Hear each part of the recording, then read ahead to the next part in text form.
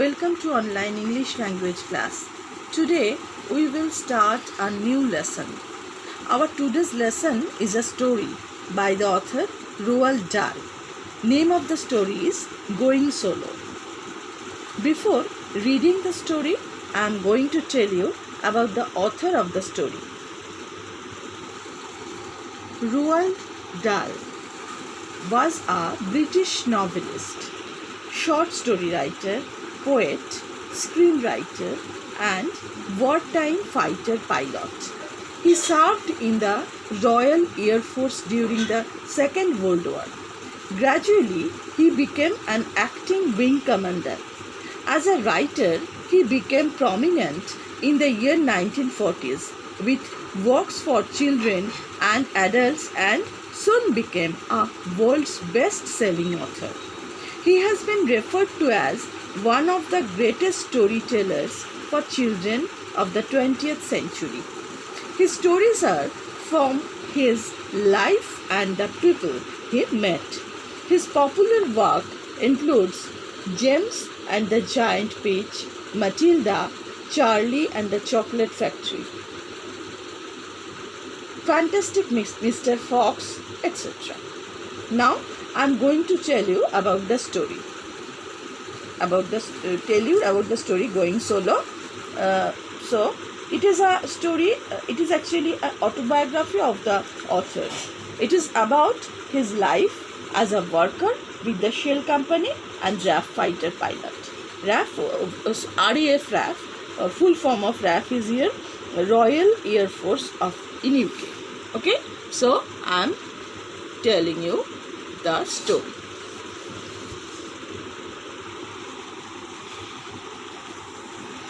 At the aerodrome, aerodrome here is a small airport, is called aerodrome. At the aerodrome, we had 3 instructors and 3 planes. The instructors were civil airline pilots borrowed by the RAF from a small domestic company called Wilson Airways. Civil airline means the airline which serves for general people, not for army. The planes were Tiger Moths. The name of the planes were Tiger Moths. The Tiger Moth is or was a thing of great beautiful. It is a beautiful plane. Beautiful. It looks very beautiful. So it is. He tells us that the tiger moth is or was a thing of great beauty. Everyone who has ever flown a tiger moth has fallen in love with it. It is a totally efficient and very acrobatic little plane powered by a gypsy engine. Acrobatic means a complex work capability. That is called acrobatic. Little plane powered by a gypsy engine, and as my instructor told me, a gypsy engine has never been known to fail in mid-air. Gypsy engine is a very powerful engine which never fail in mid-air. You could throw a tiger moth about all over the air and nothing ever broke. Actually, it is tell that the tiger moth is very powerful plane. You could glide it upside down, hanging in your strap for minutes on end. And although the engine cut out when you did that, because the carburetor is a part of the engine is called carburetor, was also upside down. The motor started again at once when you turned her the right way up again. You could spin her vertically downwards for thousands of feet, and then all she needed was a touch on the rudder, a bit of throttle, and the stick pushed forward, and out she came in a couple of flips.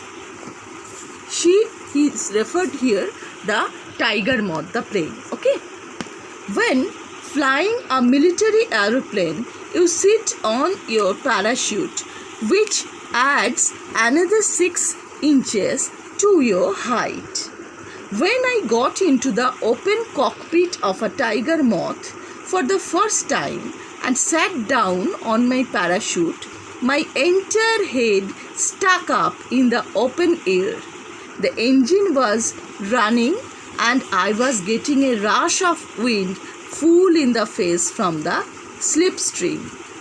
Look at that tiger moth. It is tiger moth. Here is the pilot here. The pilot means here Roald Dahl is so tall that her head his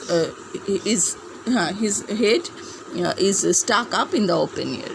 The engine was running and I was getting a rush of wind full in the face from the slipstream. Slipstream means the stream of air behind a vehicle that is moving very fast. Whenever a vehicle moving very fast, we can feel the air blows and just touch our faces and heads.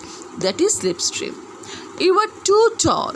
The instructor, whose name was Flying Officer Parkinson, said. Flying Officer Parkinson was the instructor of Roald Dahl then. So he tell that you are too tall. Are you sure you want to do this?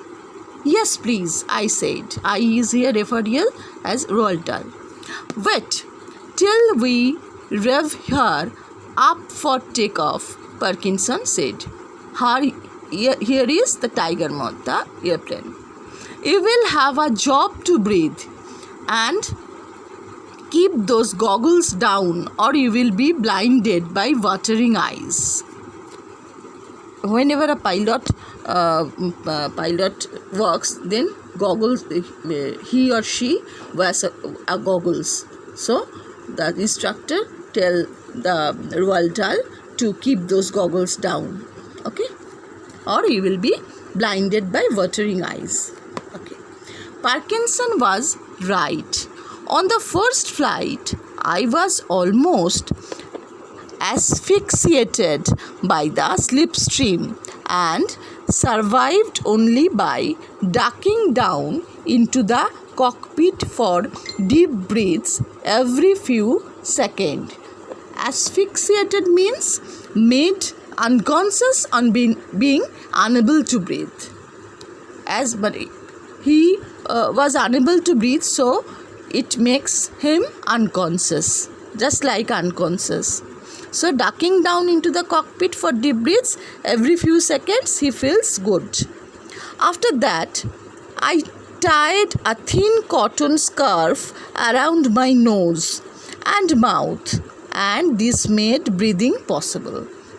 Okay, so he tied a thin cotton scarf around nose and mouth, which make him